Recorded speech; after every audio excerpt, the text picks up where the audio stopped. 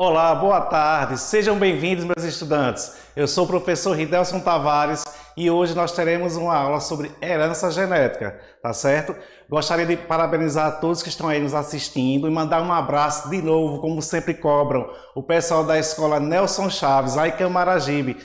Mandar um abraço para a equipe gestora, para os professores, para a nossa professora querida Edileuza, para o nosso professor Aldo Mota, para as nossas técnicas, Fabiana e Marcela, para todo esse pessoal. Depois eu mando mais para o restante, que eles me cobram direto. E todos estão concorrendo aqui, estão querendo participar da promoção de Robertão na transmissão, que é uma das maiores enigmas que existe no universo, um dos maiores enigmas. Ninguém conhece, ninguém sabe quem é. E se você quer concorrer à camisa de Robertão da transmissão, basta você seguir lá, certo? Siga no Instagram que você vai concorrer à camisa. Tá legal? E nos marque, podem mandar mensagem pelo EducaPE e pelo canal Conecta Aí, tá certo?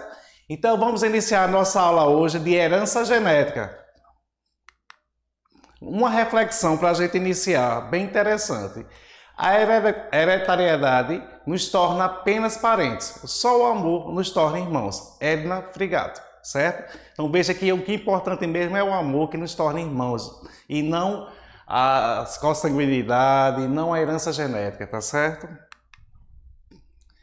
Desde a antiguidade, o homem tem uma preocupação em saber por que o filho se parece sempre com os pais, ou então por que não se parece, por que uma fruta sempre vai dar aquele mesmo tipo de fruta, uma fruteira no caso, uma mangueira sempre vai dar manga, uma jaqueira sempre jaca. Então, esse foi uma das maiores enigmas e assim, perguntas que as pessoas se faziam antigamente e não sabiam como responder.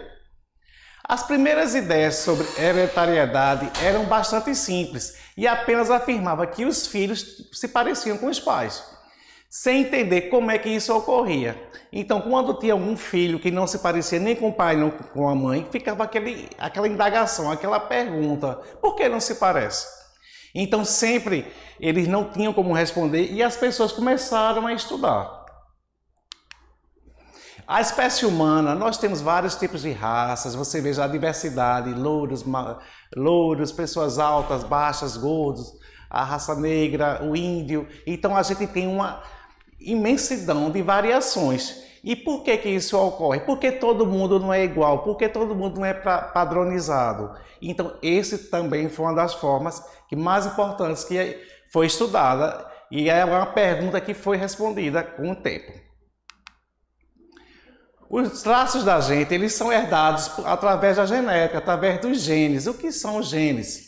Genes a gente vai ver lá mais na frente como é que isso ocorre, tá certo? Onde é que a gente encontra os genes, como é que ocorre toda essa transmissão de hereditariedade, porque passa de pai para filho.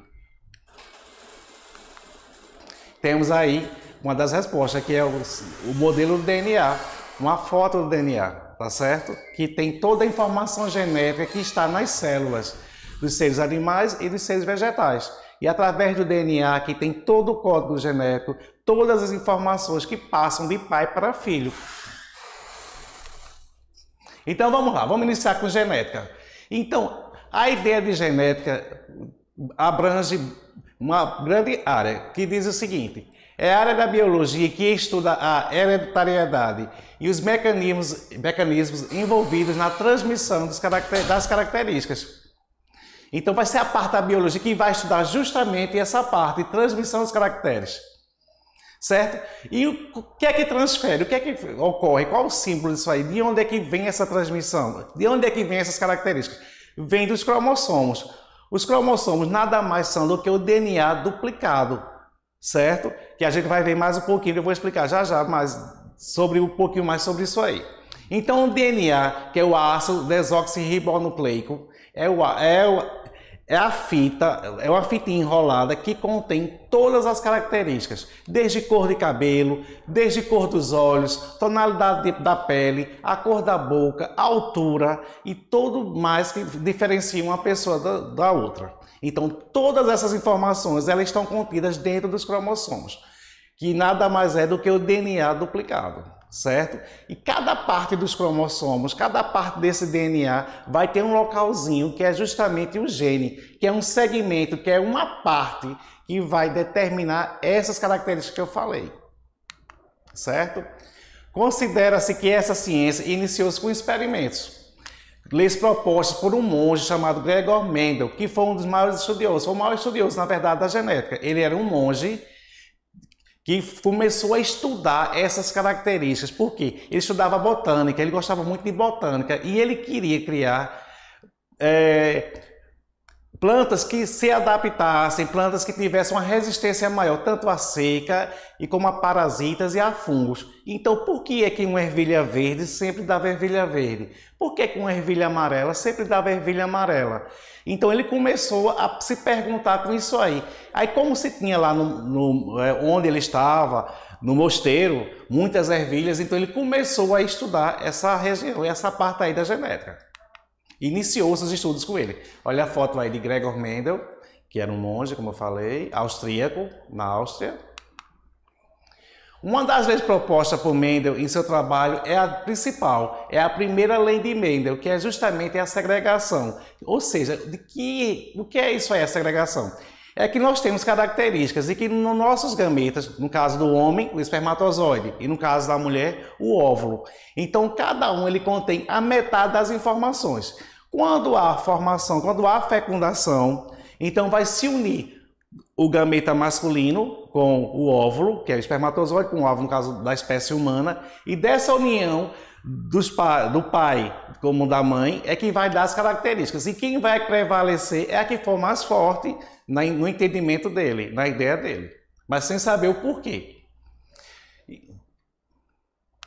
Por que é que Mendel utilizou ervilhas? As ervilhas foram utilizadas porque as ervilhas elas se reproduzem com facilidade e rapidamente. E também as ervilhas, as vagens delas, elas são fechadas. Então não tem como ter uma fecundação de uma outra planta. Ou seja, ela sempre vai se reproduzir entre ela mesma, é hermafrodita. Então fechada, ela tem tanto o aparelho masculino, reprodutor masculino, como feminino. Então fechado, não tem como um pólen de um outro tipo de ervilha, por exemplo, uma ervilha amarela, o pólen vir fecundar uma ervilha verde. Então, como ela sempre pura, sempre fechada, não tinha como se misturar, facilitou o trabalho dele. Então, como eu falei, ele estudou as ervilhas porque desde a cor, desde a forma da casca, desde o tamanho, a flor e a posição da flor. Então, ele começou a estudar a partir dessas plantas. Por quê? Porque Mendel, ele era botânico, então ele estudava muitas plantas lá no mosteiro. E a escolha da ervilha foi essencial para o sucesso, como eu falei. Como ela se reproduz rápido, por quê? Uma pessoa, se fosse escolher algo que se demorasse a reproduzir, então ia demorar muito os estudos, ele não teria uma conclusão ainda vivo. Demoraria demais a ele a chegar justamente a um conceito, a uma resposta. Então nós estamos vendo aí o caso que intrigou ele. Então ele pegou uma ervilha verde e fecundou com o pólen da amarela. E vice-versa, da amarela fecundou com a ervilha verde. O que foi que ele percebeu? Que a geração dos filhos todos deram amarela, ervilhas amarelas. Aí dessas ervilhas, que foi a mistura da verde com a amarela, ele chamou de híbrida. Aí ele cruzou uma ervilha amarela híbrida com outra amarela híbrida. Até então só tinha nascido ervilhas amarelas.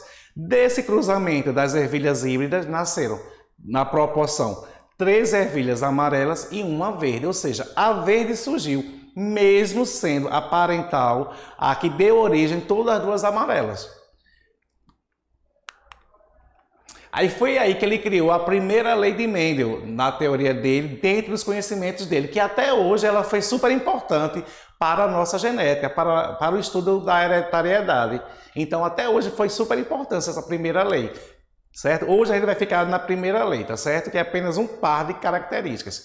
O que é? Que os filhos herdam os genes dos pais. Os genes são transmitidos através dos gametas. No caso do homem, espermatozoide. No caso da mulher, os óvulos. E cada gameta contém um conjunto completo de genes específico de cada espécie. Ou seja, que o gameta masculino ele vai ter todas as características da espécie dele, se for humano, da espécie humana, se for do vegetal, da espécie vegetal que ele faz parte. E os genes ocorrem sempre aos pares, todas as características ocorrem aos pares, uma característica da mãe com a característica do pai, por exemplo, cor de olhos. Um pai pode ter olho verde e a mãe olho castanho. E disso aí dá diferentes tipos de cores de olhos, certo? Ou filho com olhos verdes ou castanhos, certo? Mas sempre aos pares. São todas as características sempre aos pares. Uma de origem da materna e outra da origem paterna. As versões de cada gene, os alelos, separam-se nos gametas. Todas as nossas características, nos nossos gametas, elas são separadas, que juntamente na fecundação é que elas vão se unir. E quando um é mais forte do que a outra, aí é que vai determinar a característica principal dela. A que vai aparecer no caso. Como eu falei, os estudos de Mendel foi super importante para a genética, para a evolução da genética. Nós temos aí um conceito que é parte da genética, como a gente fala sempre em fecundação, no caso dos gametas, os alelos é uma parte, alelos são genes diferentes. Por exemplo, se você pega uma característica, um olho verde e um ao outro olho castanho, são diferentes. Então são chamados de alelos. Quando você está trabalhando características diferentes, um alto, outro baixo, então são alelos. Cada característica dessas são alelos.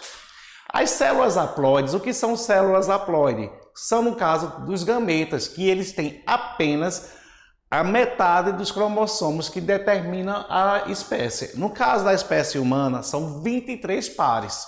Então, nos óvulos, que são os gametas femininos, tem 23. No espermatozoide, que é o gameta masculino, tem 23. Na fecundação, vão se juntar, vão formar 23 pares, ou seja, ao total 46 cromossomos. Eles são 23 pares, então são chamados. Todas as nossas células corporais são diploides, exceto os gametas, que tem apenas a metade, que vai se unir o gameta masculino com o gameta feminino, aí vai se formar as células diploide, certo? Então, as características genéticas são passadas de pai para mãe, de pai para filho, dos pais para os filhos, não é isso? Então, nós temos ali no caso um pai azão com azinho e a mãe azão com azinho, que vai determinar aquelas origens ali dos filhos, certo?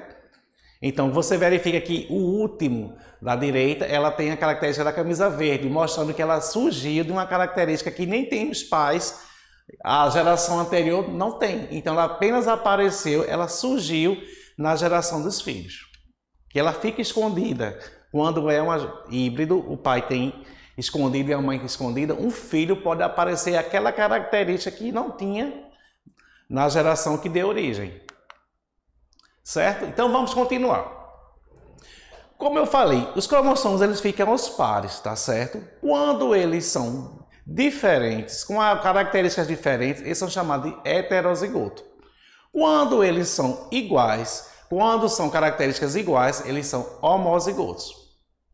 O cromossomo, ele tem em cada partezinha, que são o locus genes, que é o local onde fica o gene. O gene é o que é responsável por cada característica nossa, por cada característica da espécie. Exemplo, cor de cabelo, espessura, altura, unha, a cor dos lábios. Então, tudo isso aí são características, são os genes. E o local que ele se situa no cromossomo é chamado de locus genes. Nós temos ali exemplos do lado direito da tela, nós temos aí os homozigotos quando tem características iguais. Heterozigoto quando tem características diferentes. Certo? Porque um é sempre originado da geração anterior dos pais, não é isso? Então, uma veio da origem do pai e outra da mãe. Então, mostrando aí o locus genes, por exemplo, nos cromossomos. Onde é que fica a cor dos olhos? Um exemplo, onde é que fica o tipo sanguíneo? Se é tipo A, se é tipo B, se é tipo AB, se é tipo O. A cor dos cabelos, o crescimento, se vai ser uma pessoa alta, se vai ser baixinho, certo? Então, tudo aí tem as características, tem os locais específicos dos pares de cromossomos. Mas não só foi Mendel que estudou a genética, não. Vários pesquisadores, cientistas, eles começaram a estudar e foram cada vez mais evoluindo nesse conhecimento, certo? Em 1900, vários pesquisadores como Correns, Chematsky e De Vries redescobriram, independentemente dos trabalhos de Mendel, estudar plantas híbridas. Eles começaram a estudar e com isso a genética, os conhecimentos, eles agregaram ainda mais conhecimento, ainda foi várias coisas que não se sabiam foram descobertas, certo? Esses botânicos contribuíram demais, porque eles estudavam as plantas, que no caso os botânicos estudam mais plantas, mas contribuíram também para a genética humana, porque todo esse conhecimento que foi descoberto com as plantas também foi levado para a espécie humana, porque assemelham-se às funções, como é que elas agem, as atitudes dos genes, como é que eles se expressam. Morgan, por exemplo, estudou a mosca, a drosófila, a cor dos olhos das moscas. Então ele começou a estudar e ele percebeu que a cor dos olhos das moscas, das drosófilas no caso, elas são ligadas ao sexo, ou seja, se for do sexo feminino, se for fêmea, ela vai ter um tipo de cor. Se for macho, ela vai ter um outro tipo de cor. Então ele verificou que nas diferenças sexuais, se é macho ou se é fêmea, há uma predominância de uma cor para a fêmea e há uma predominância de uma cor para os machos. Com isso ele concluiu que essa característica da cor dos olhos das moscas, das drosófilas, tem a ver com algum gene ligado ao sexo, que origina o sexo. Se é o macho ou se é a fêmea. E esse trabalho deu enfoque especial às mutações e à transmissão dessas mutações para os descendentes. Como é que ocorre essa mutação? Eu voltei aqui, pronto. Esse pesquisador, ele publicou o livro The Theory of the Gene, no qual explicou que a hereditariedade está ligada a unidades passadas, que são de pai para filho, que é no caso os genes, né? Eles que se passam de pai para filho, mas é que um deles, se for da mãe ou do pai, que for uma prevalência maior, que tiver uma dominância, é que vai aparecer. Como eu falei no caso do exemplo das drosófilas, que a fêmea, a tendência das fêmeas elas terem olhos vermelhos, o tipo selvagem, que é o tipo de origem. E já os machos, eles tendiam a ter a tendência, a maior parte dos machos tinha olhos brancos.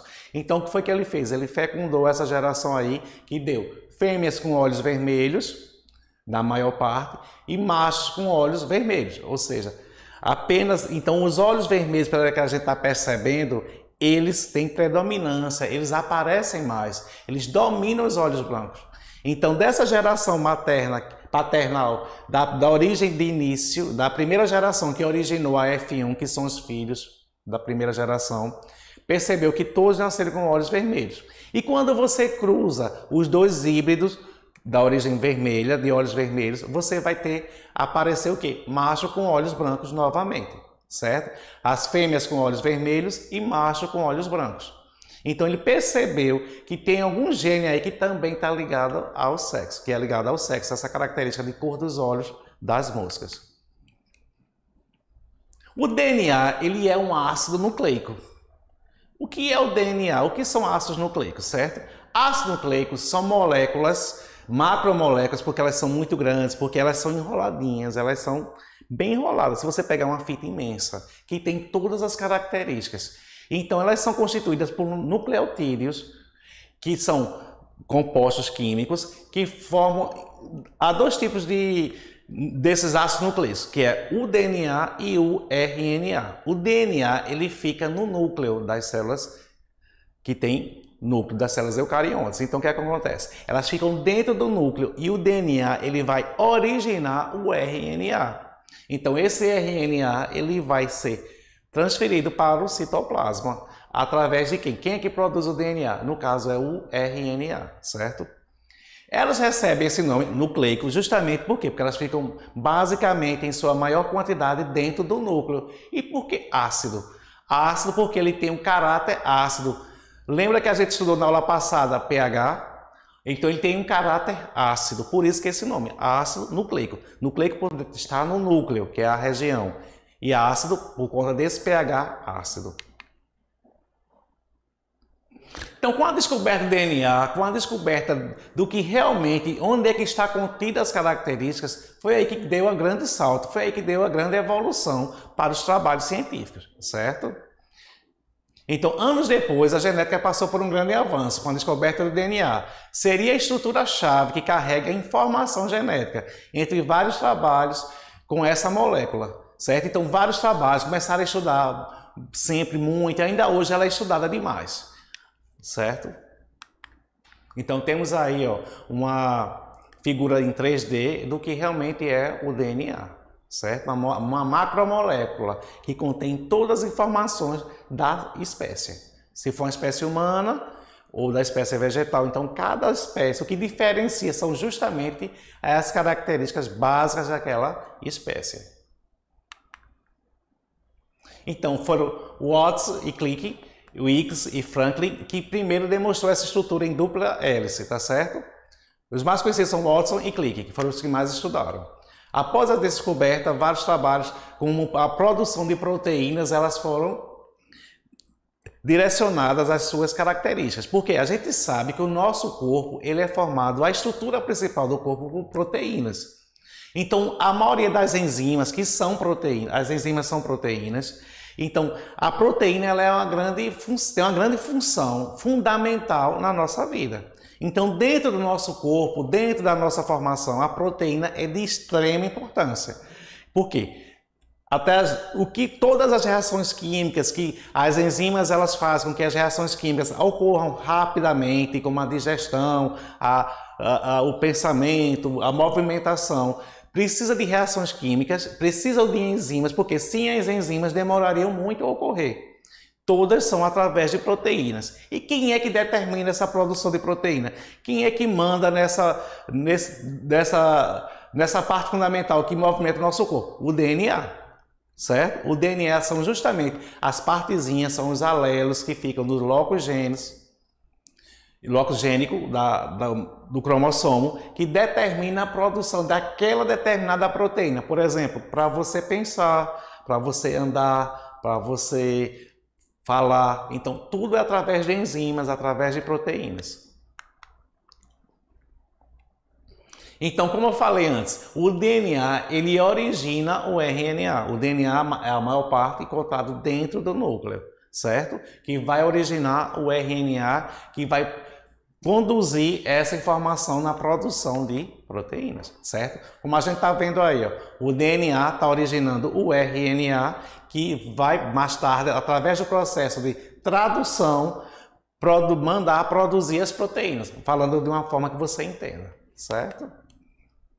Cariótipo é justamente o que? Todo o conjunto de cromossomos duplicados da nossa espécie, certo?